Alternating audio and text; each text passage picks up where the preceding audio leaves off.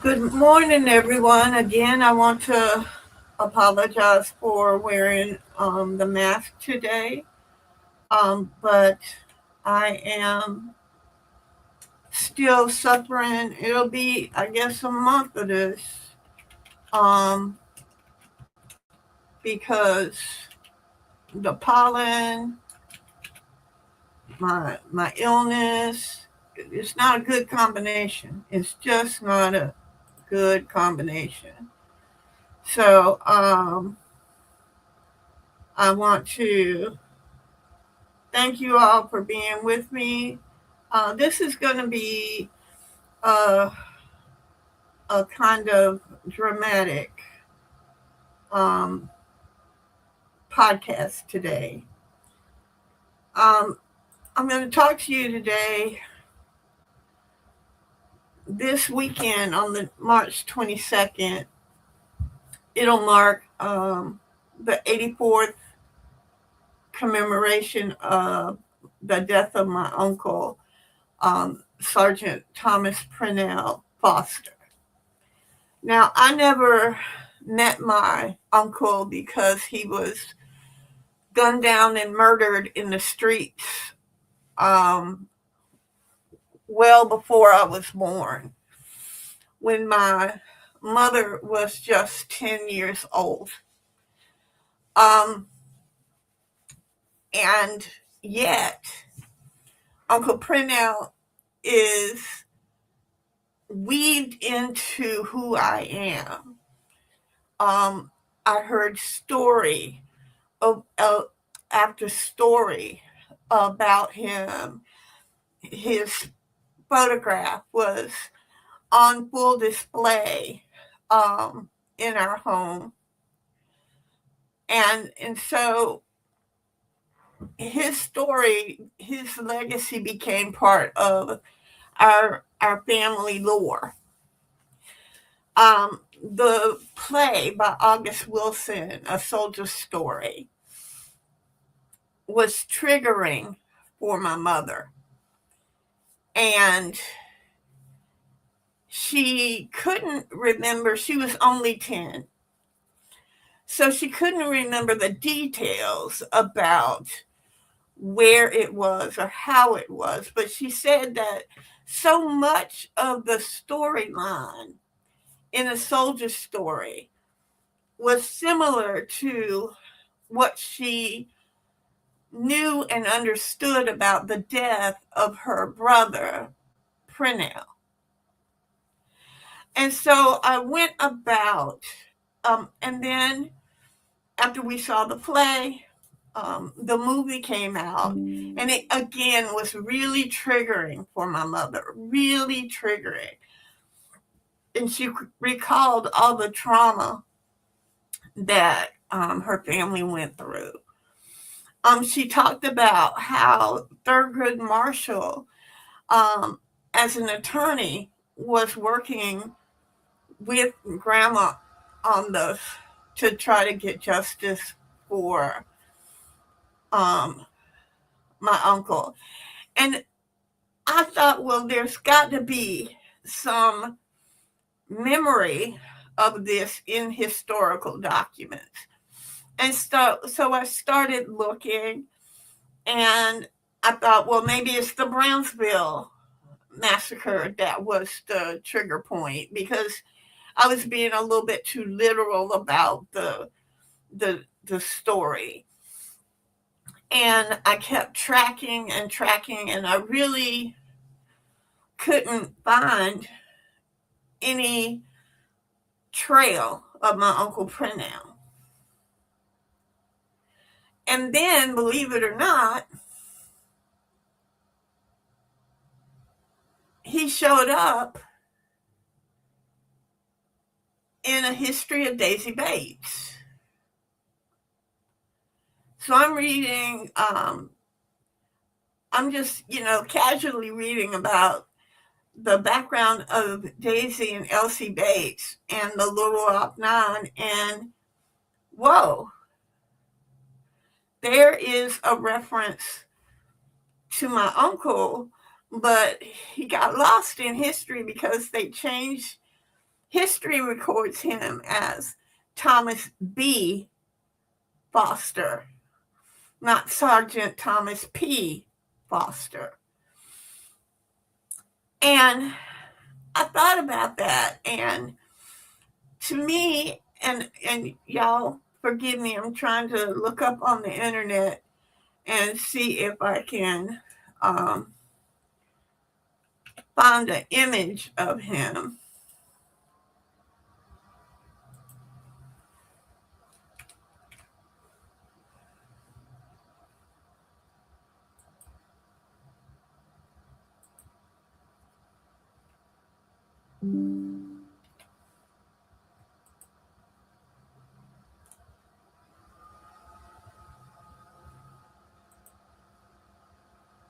And I'm having a really hard time.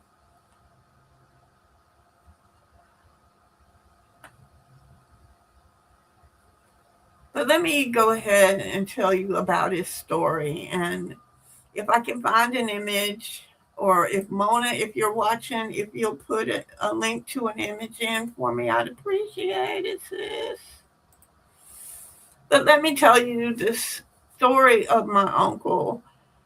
And it's the story of America. I like to think of it as the pendulum and the promise.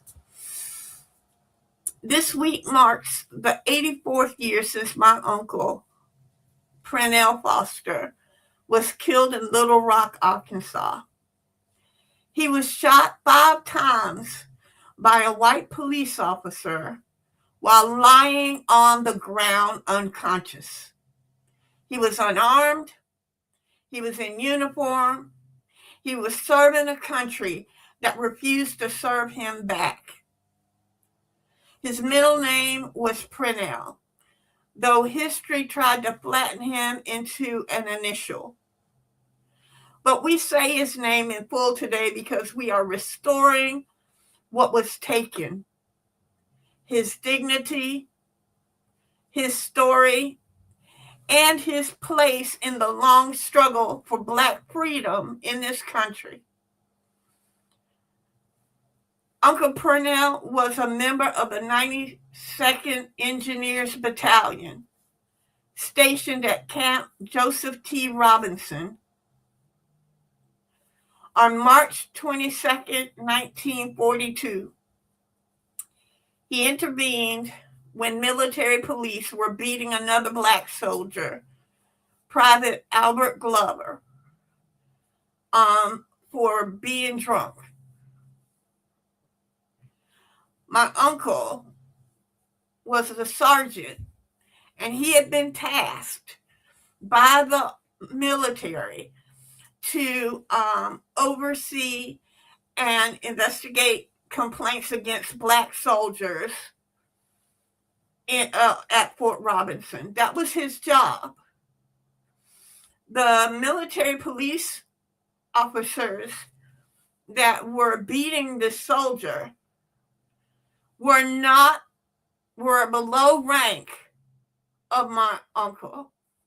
He gave them a lawful order not to stop beating Private Glover and to hand him over for him to return him to the base and carry out the enforcement of military discipline. They refused, and they drew their guns on him. And because he was insisting that he was acting within his authority that was granted to him allegedly by the United States Army, he was not afforded the respect that his rank required. Those military policemen, not only did they not respect his rank and carry out his orders, they began beating him along with two city police officers. And for that act of courage, by my uncle, which is not an act of courage. Okay, he was carrying out his lawful duties. Carrying out your responsibilities under the law should not require courage. It should only require commitment to the duty and honor and oath that you swore to. That's all it should. It shouldn't be an act of courage to go to work.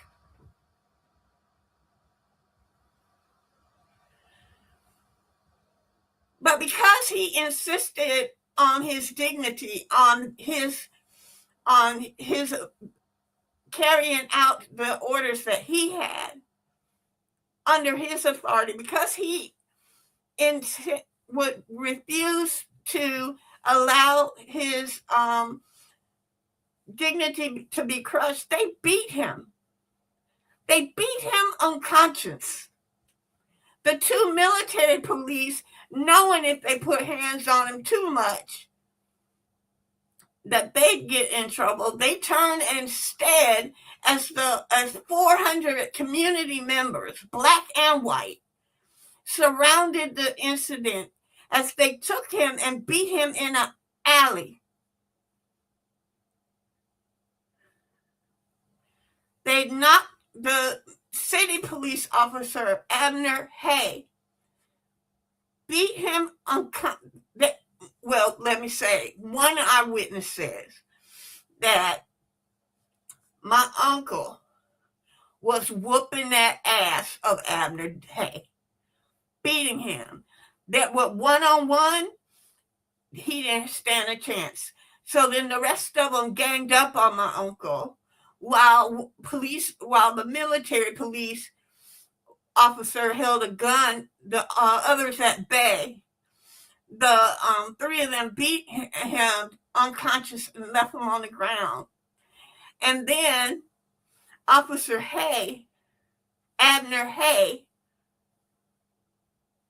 shot him on the ground in the chest 3 times, one time in the arm and one that went stray. 3 times in the chest, one in the arm, and one bullet that's unaccounted for. Then he had the damn audacity. I want you to understand this. He had the damn audacity to pull out a pack of cigarettes, pack it down, take it out, smoke, and blow the smoke down on the face of my uncle, who lay dead in the street.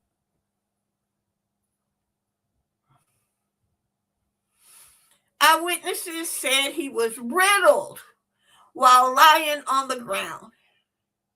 And Daisy Bates wrote these words in the Arkansas Press, calling his killing one of the most bestial murders in the annals of Little Rock tragedies. And you got to go and y'all know what Little Rock was like, okay? The federal government refused to act.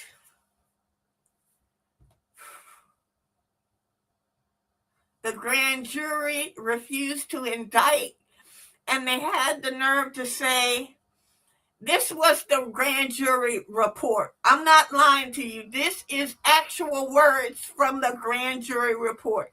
I want to say, okay, that the grand jury, it was a vote of 19-4.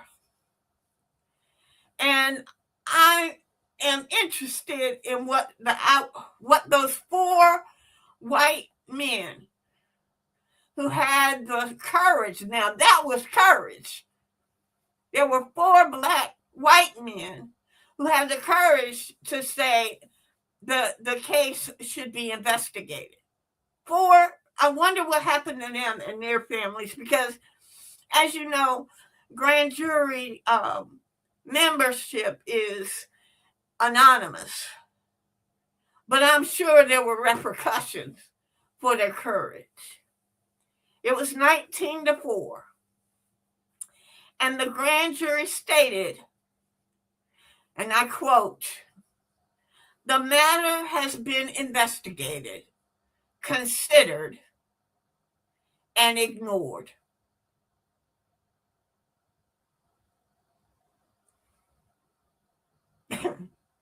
The matter has been investigated, considered, and ignored. I want that to seep in. Doesn't that sound familiar?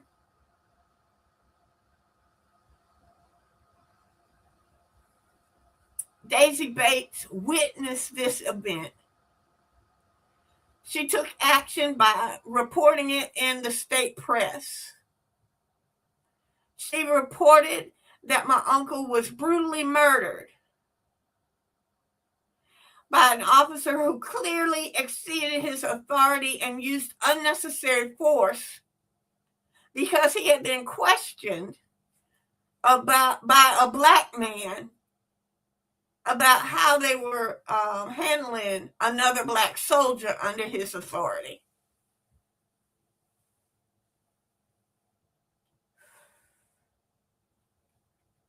"25 witnesses testified before that grand jury, including 10. There were 25 witnesses, including 10 black witnesses. The jury said in their report that they cited the conflicting and inconsistent testimony of the witnesses as the reason they failed to indict Officer Hay." Sound familiar? I'm just asking. We had videotape of many of these incidents, but it was inconsistent, conflicting things.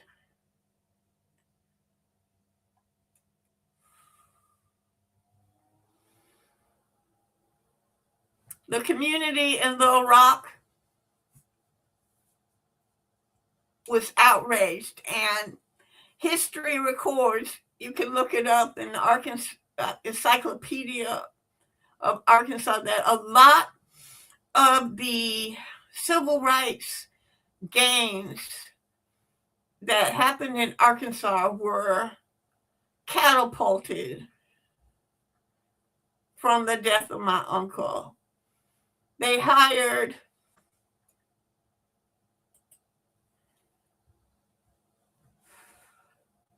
the city hired 8 black police officers as a result of this murder of my uncle. But even that came with a familiar poison of American compromise, okay? So they were police officers, but they were while Abner Hay could, snatch up black folks, beat them unconscious, shoot them with 5 bullets, even when he didn't have authority to do so. These black officers were barred from touching white citizens.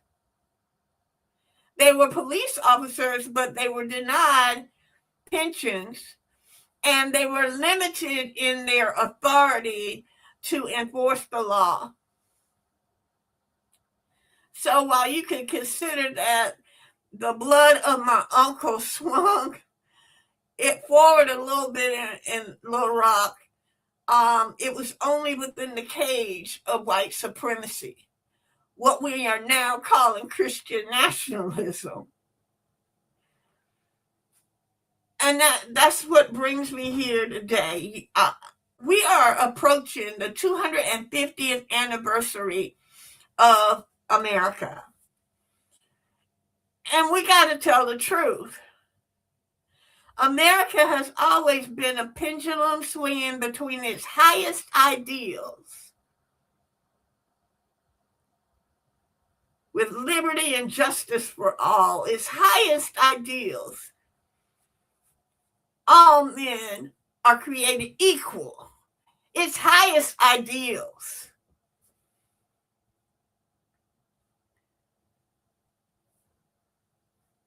America swings between these high ideals and its deepest betrayals to people who aspire to those ideals. It swings between the promise of liberty and the practice of racial control. Between the Declaration of Independence soaring language and the lived reality of Black Americans and others across this nation. My uncle's death sits squarely in that tension. In 1942, Black soldiers across the South were guarding German POWs who could eat at restaurants where the same Black soldiers were barred from entering. The white POW prisoners were allowed to sit in the custom cars of trains, in the passenger cars, while those Black soldiers were segregated into the cargo cars. They were sitting at the front of the bus as prisoners, while the soldiers who defended this nation were sitting at the back of the bus. I wrote an article back in 2014 about my uncle that had been triggered by the deaths of Mike Brown and Eric Garner. Triggered by the thought of Mike Brown lying in the street for 4 hours. They left my uncle in that alley until Black soldiers from Fort Robinson rolled in and rolled up and took him to the hospital. In the wake of Eric Garner's last words, "I can't breathe," in the wake of a nation pretending it didn't see what it saw,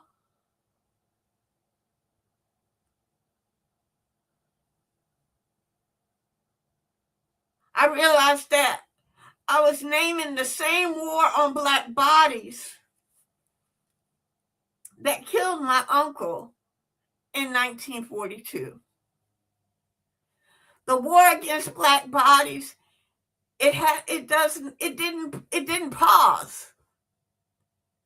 It didn't soften. It didn't learn.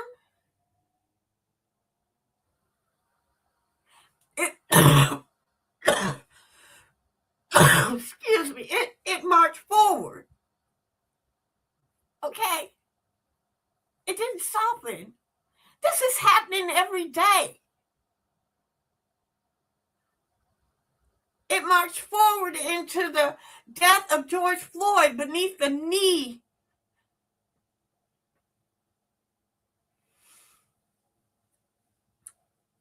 and it's crossed over because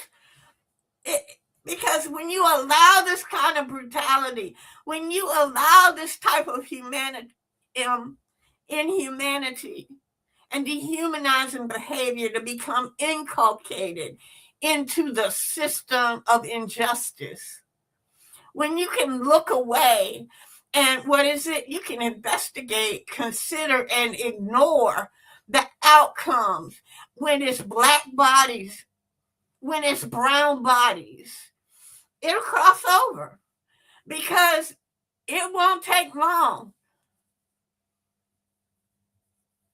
Now we are seeing the same type of brutality and immorality that killed my uncle in 1942, that killed Mike Brown, that killed Sonia, that killed George Floyd has now killed Renee Good and Alex Preddy, and the long list of names that this country is forcing us to memorize like scripture. How many people have died in ICE custody? Children, women, American citizens. History has already tried to erase their names, and it's already tried to forget that a black man named Keith Porter was killed by an ICE agent in Los Angeles at the beginning of the new year. Keith Porter, say his name. Keith Porter was killed by an ICE agent in Los Angeles on January 1st. His death barely made the news. It was swallowed up by the machinery of silence that always tries to erase state violence against Black people. But state violence under this regime is against all people. These names are not disconnected tragedies. These names are chapters in the same story, the same pattern, the same American design. And my uncle's killing in 1942 is part of that lineage, a reminder that the pendulum has swung back and forth, but the target remains the same.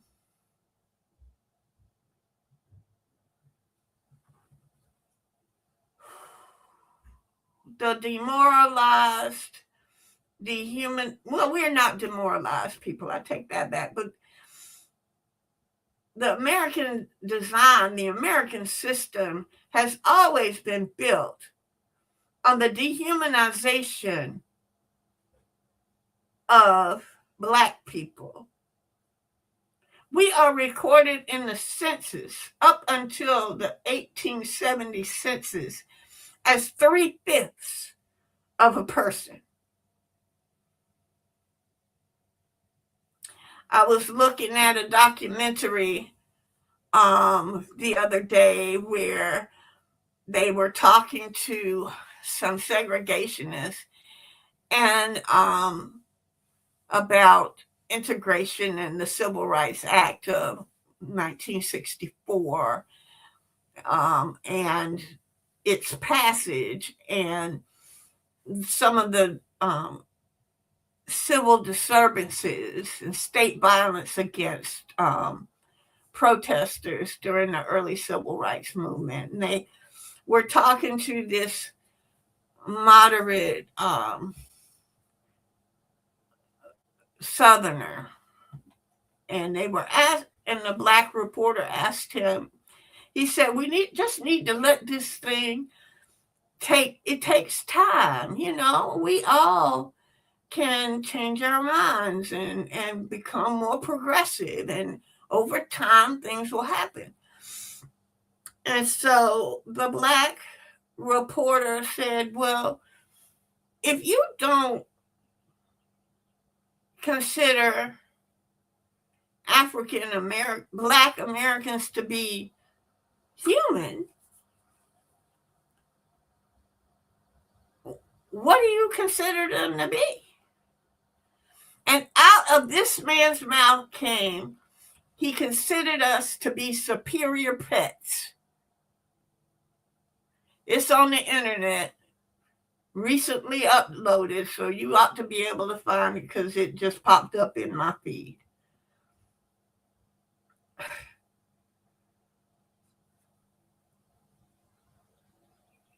These people are not dead.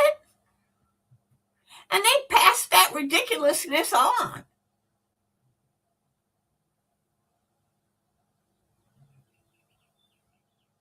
They consider women pets, appendages, baby making machines. Women don't even understand. This is Women's History Month, so I'm going to throw this in here before I get back to my point of the week. Women were either the property of their fathers or their husbands until 1972, when they were added to the Civil Rights Act. They couldn't own property. They couldn't even get a credit card. White women understand who you fighting for and who you fighting against. They couldn't get a credit card.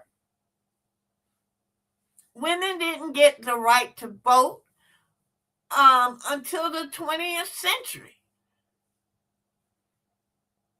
And those suffragettes, womenists, and feminists that fought for this stuff,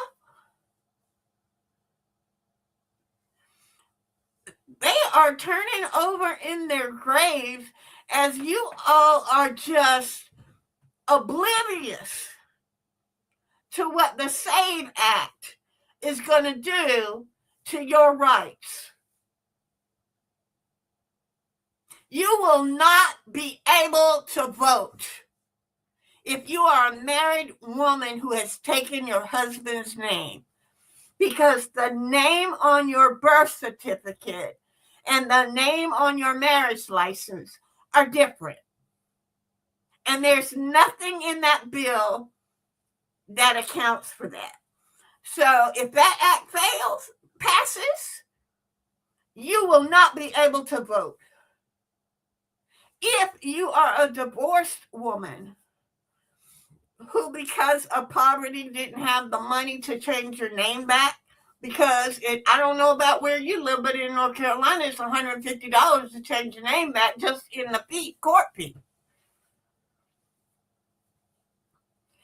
Or you kept your name so that your children, as a legacy for your children, your birth certificate and your marriage license and divorce papers don't mean diddly or squat. You will not be able to vote. You are elderly, over 80 years old, and they didn't have, and you're Black or Indigenous, or on the West Coast, you're Asian, or if you're Irish, and you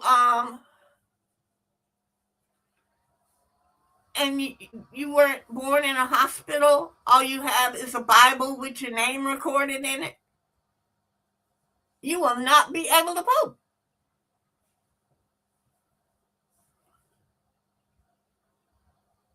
Or if you registered to vote prior to the Help America Vote Act, and you haven't updated with your Social Security or birth certificate birthday, you will not be able to vote. I got a letter just before the primary that told me I needed to bring some proof of either my Social Security card or my birth certificate in order for me to vote in November. I got to update. You better check your registration. The pendulum is swinging, people. The target on our back is still there.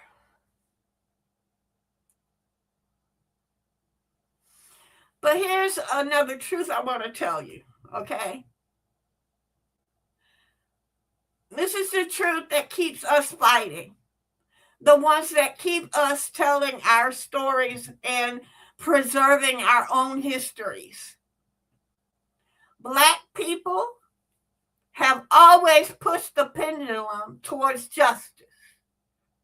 We have always insisted that America live up to its own words. We have always been the moral engine of this democracy. But this time, we're asking you to step up and protect yourselves.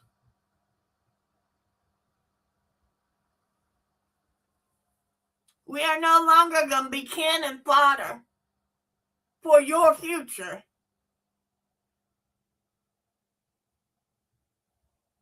If it's not a shared future of prosperity, be clear there won't be none. I'm no longer going to sacrifice my children's future for your prosperity. My uncle, on March 22nd, 1942, he stepped up to protect another black soldier.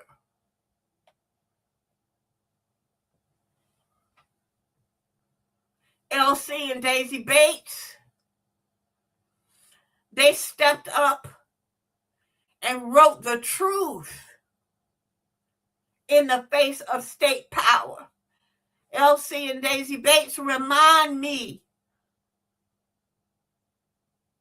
of the black journalists who have been torched, vilified, fired, sidelined,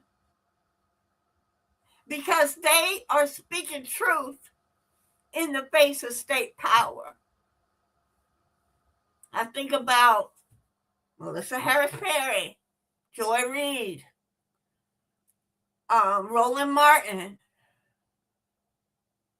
Don Lemon, and Robinson. I think about all these black truth tellers that have been sidelined in the face of state power.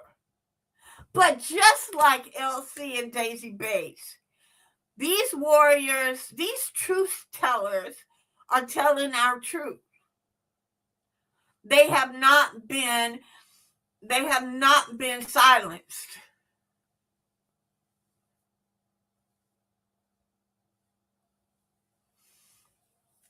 In 1942, the Negro Citizens Committee demanded accountability, held their own Truth and Reconciliation hearings. They were not alone. There are NAACP chapters. There are Durham Committee on the Affairs of Black People. There are Durham for All. There are organizations that are stepping up all across the country to protect and demand accountability from state power of black bodies and black communities. You and I must do our part by remembering our stories, the people in our families who stepped up. They may have just attended the marches. The mothers in those kitchens that made those sandwiches when we were hungry, how we met at church and had a potluck so everybody in the neighborhood could have something to eat, at least on Sunday. Everybody brought what they could and we ate what we had in shared community. It was mutual aid. It was mutual survival, and that's where we have to be today. We have to refuse to let the record tell a lie. We have to stand up like Representative Justin Peterson, who stood up in the Tennessee legislature and called out this ridiculous notion that we could teach as a history course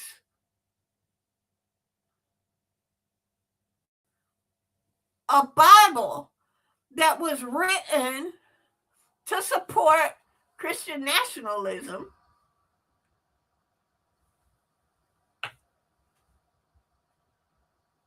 and bring back a version of the Bible into public discourse.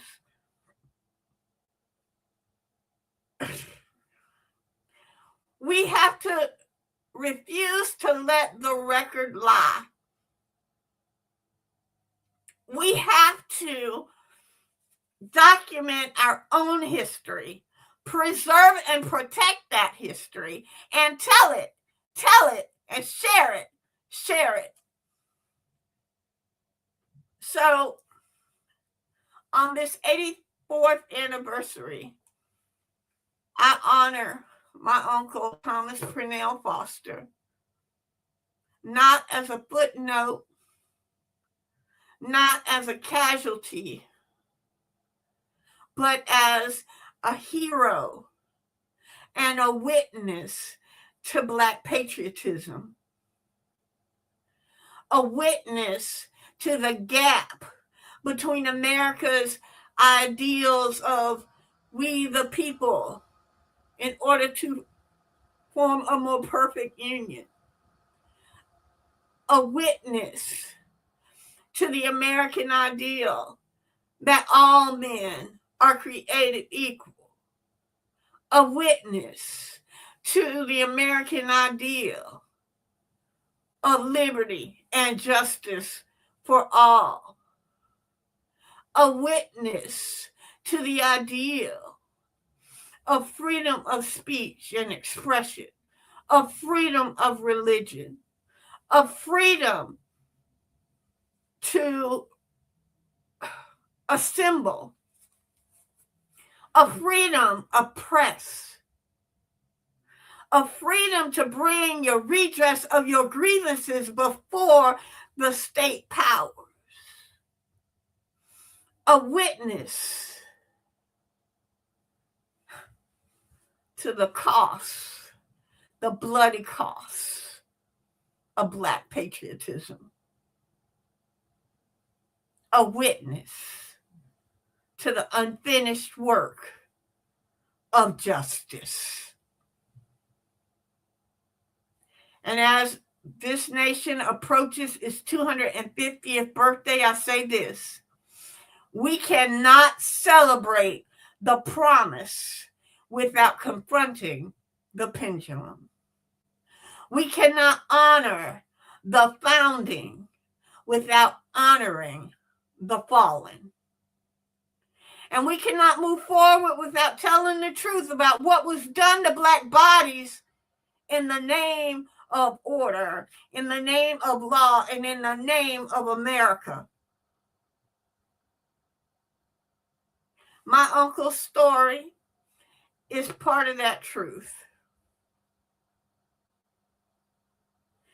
My uncle's story is embedded in me.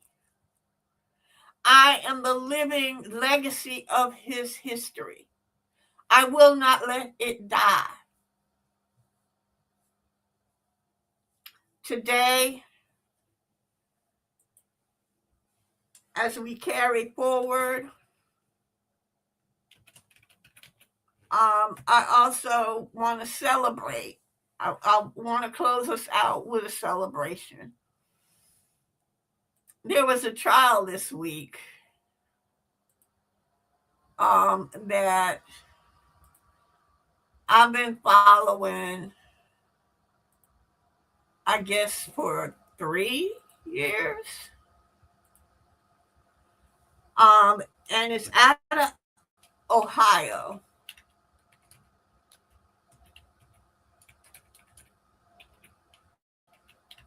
And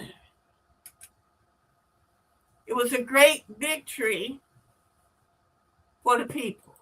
Great victory for the people. For freedom of speech and freedom of expression. Now, this is the story of the rapper Afro Man. And it starts with a rap he did back, I think, in 2022 called Mama's Lemon Pound Cake. It was hysterical, okay?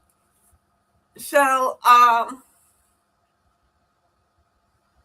he is known for, he had a big, like, breakout hit song, rap song called Because I Got High. This was back in 2000. And it was hysterical, okay? But he, back in, I guess, 2022, 2023, he was out on tour. And a bunch of Adams County, Ohio sheriffs, I have to put that Ohio on there because my daughter lives in Adams County, Colorado, and their spoof on this is hysterical. You got to watch it.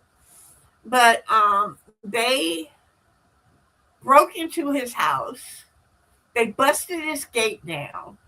They broke into his property. They broke his door. I mean, literally knocked his door out. And they had a warrant. The warrant alleged that he was a drug trafficker and a kidnapper, and so they were there to enforce this warrant. None of that was true, but I guess they had enough information to get a warrant. He then and they tore his house up. They confiscated $5,000, give or take. They counted it at the kitchen table. They wrote a number down on the things, on the receipt of what was stolen, and I mean what they had confiscated. And then all of a sudden they cut the feed to his indoor video. He had like Ring something, and they cut the feed to it. So he goes and he does this song called Mama's Lemon Pound Cake.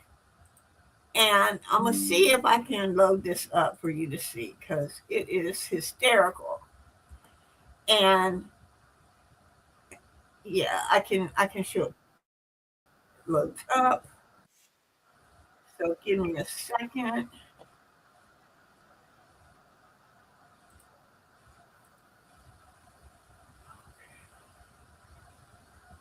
Give me a second, because I do want to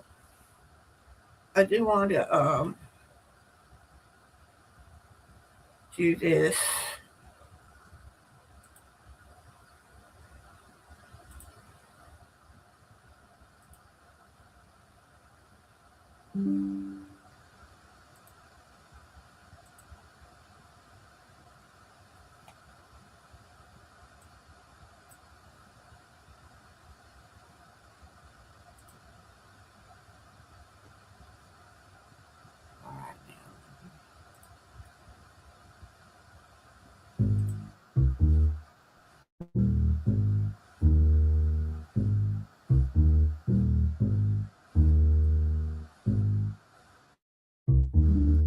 The Adams County Sheriff kicked down my door.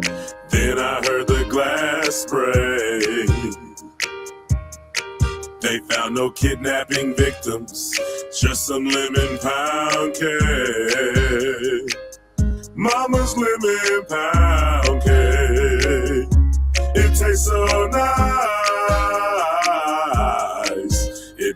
sheriff wanna put down his gun and cut him a slice. Of what? Of what?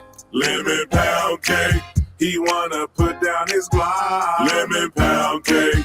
Trending on TikTok. Lemon pound cake. He's a family guy. Lemon pound cake. The munchies because he got hot. Lemon pound cake. Pound cake. He's a Adams County sheriff. He's hungry and he's big as hell. He was sniffing for weed. Then he smelled another smell. What was that? Mama's lemon pound cake. It tastes so nice. It made the sheriff wanna put down his gun and cut him a slice. Of what? Of what? Lemon pound cake. He wanna put down his Glock. Lemon pound cake. Trending on TikTok. Lemon pound cake. He's a family guy. Lemon pound cake. The munchies because he got high. Lemon pound cake. Pound cake. He sees my cake and my porno mag call boom boom. Something happened to his camera on the way to the evidence room. Mama's lemon pound cake. It tastes so nice. Make the sheriff wanna put down his gun and cut him a slice. Of what? Of what? Lemon pound cake. He wanna put down his Glock. Lemon pound cake. Trending on TikTok. Lemon pound cake. He's a family guy. Lemon pound cake. The munchies because he got high. Lemon pound cake. Pound cake.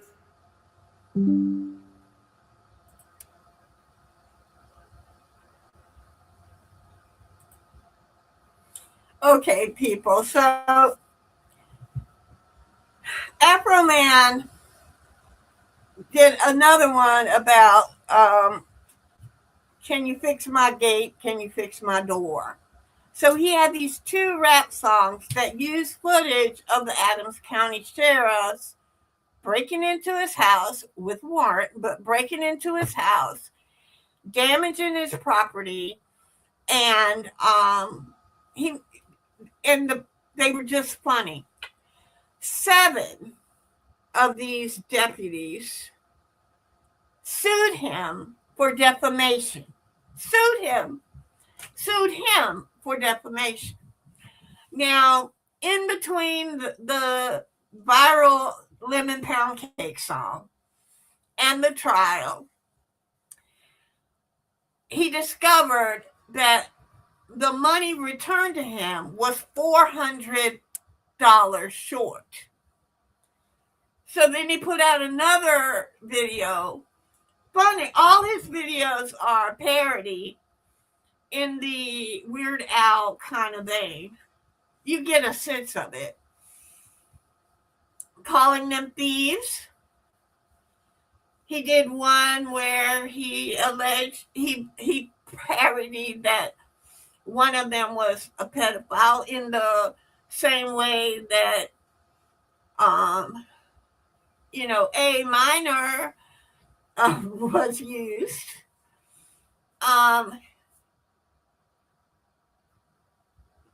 Some of the things he did were in bad taste, very bad taste, but they fell within freedom of expression and freedom of speech, because not defamation, because these were public officials, and the things that he parodied had some basis in the community. So it was a 3-day trial that went on. They tried to get the complainant tried to get him to talk about the harm, to acknowledge the harm that was done. And he was like, they caused that harm on themselves. He did not fall into the trap. He was like, they took my money, my $400 is missing. They have been accused of being thieves long before, in the public record, long before I did my parody. Everything that I did, there's public sentiment around it. He was brilliant. You need to go on YouTube and look at some clips from his testimony on the trial. But I want to close out this week in saying that we don't, Afro Man protested. He used the power of comedy and parody to take down the Adams County Sheriff's Department and expose their corruption and their ineptitude. He didn't go to court. They took him.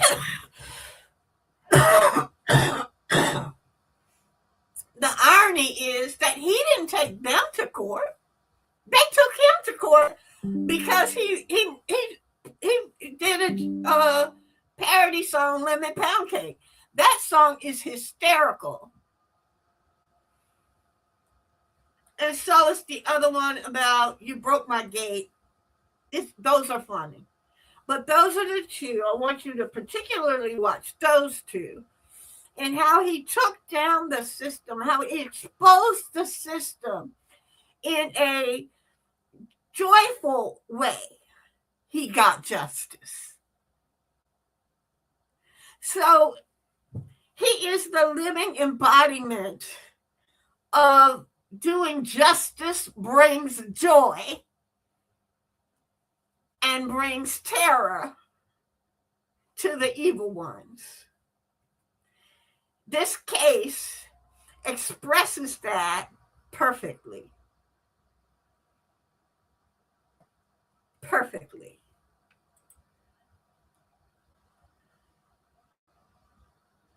I want to close out by saying that we are still in a period of war. Not only does my uncle's death talk about, he was a soldier fighting in response to World War II. America was dragged into that war. We did not go in voluntarily entering into that war. We were attacked, and as a response to that attack, we joined war efforts. What is going on in Iran and in the Middle East is a voluntary act of bravado that is costing lives. It's not just costing lives in the Middle East, but it's also costing lives in Ukraine.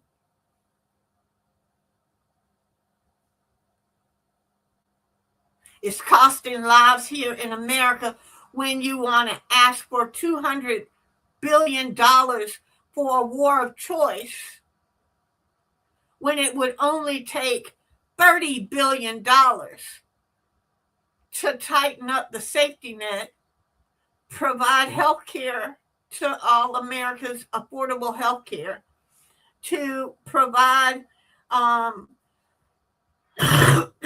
food security to millions of Americans.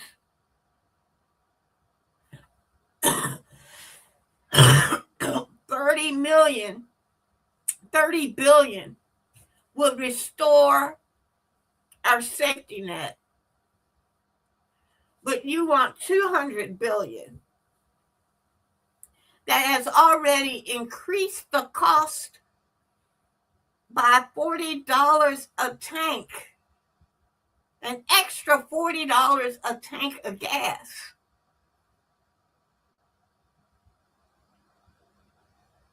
Thank God we're going into summer and spring. It's warming up.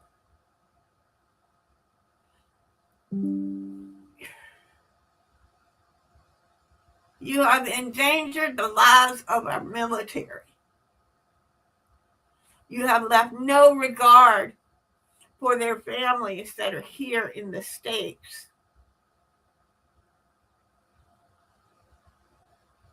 You have provided funding to our enemies to attack our allies. You are blaming our allies because you went and jumped Froggy and got caught, and now you want them to come and get in this mess with you? You didn't ask them up front, because they'd have told you to leave it alone.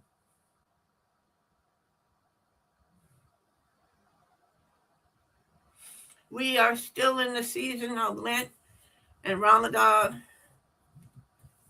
Prayers for the people of the Middle East. Prayers for our sailors and soldiers and Marines who've been placed in harm's way.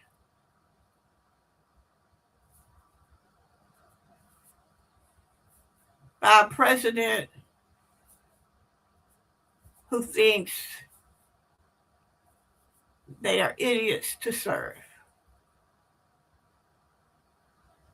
His words, not mine. Thank you for watching this week's Doing Justice Brings Joy.